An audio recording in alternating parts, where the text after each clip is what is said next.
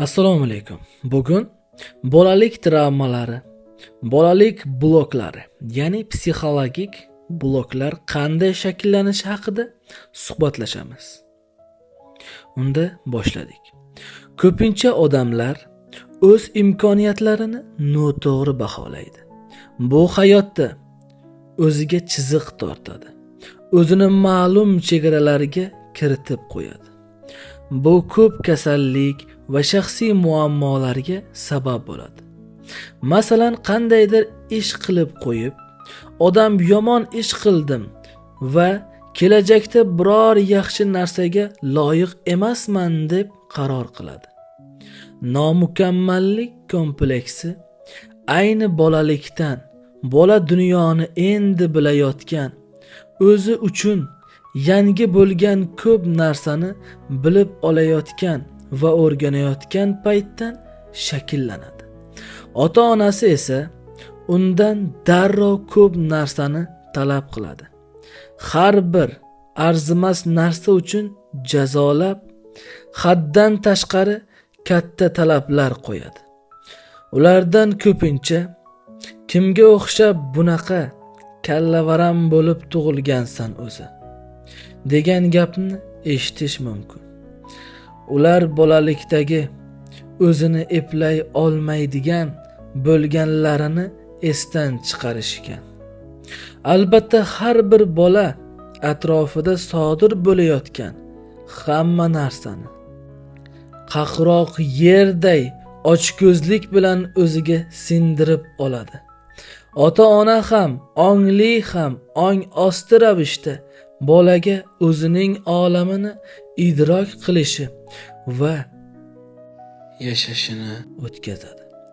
Biroq oxiri yo'q jazolash va masxara qilishlar bolalardagi ijod qilish ishtiyoqi, o'rganish istagini so'ndiradi. O'ziga ishonmaslik tuyg'usini, biror yangi narsa oldidagi qo'rquvni va har qanday xatolik uchun 2 barobar gap eshitishdan hadiksirashni paydo qiladi. Shunday qilib ota-onalar bolalardan o'rganishga bo'lgan ishtiyoqni tortib oladi. Keyin esa nega ularning bolasi maktabda yomon baholar oladi deb hayron bo'ladilar. Ular bir narsani yoddan chiqaradi yoki shunchaki tushunishni istamaydiki, ularning bolasi xatolaridan saboq olibgina qandaydir yangi narsani o'rganib oladi. Birinchi muvaffaqiyatlaridan quvonadi.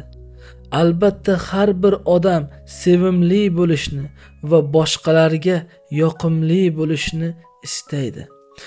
Biroq bilib qo'ying, atrofdagilarning bir odam haqidagi fikri bor yo'g'i o'sha odam o'zi haqida nima deb o'ylashining aksi.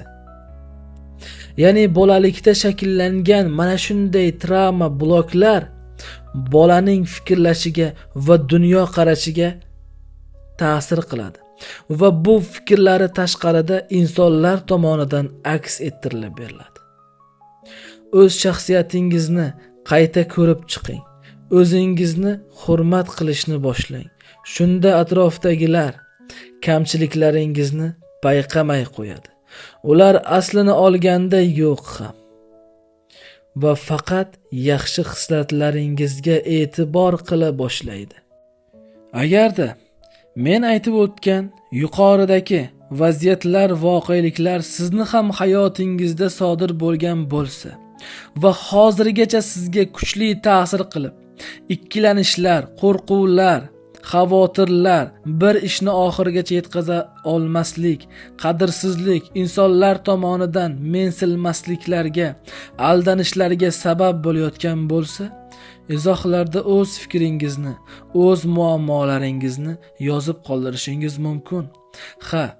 Ong ostingizda shakllangan salbiy e'tiqodlarni, programmalarni tuzatish mumkin.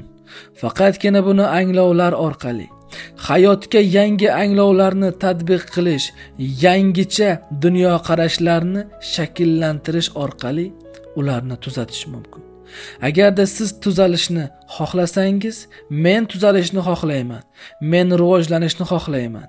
Men hayotimni yaxshi tomonga o'zgartirishni xohlayman desangiz, izohlarda o'z muammoingizni yozib qoldirishingiz mumkin. Qadri baland qadrdonlarim, o'zingizga past baho bermang. O'zingizni rivojlantiring. Shundagina sizni bahoyingiz oshib boradi.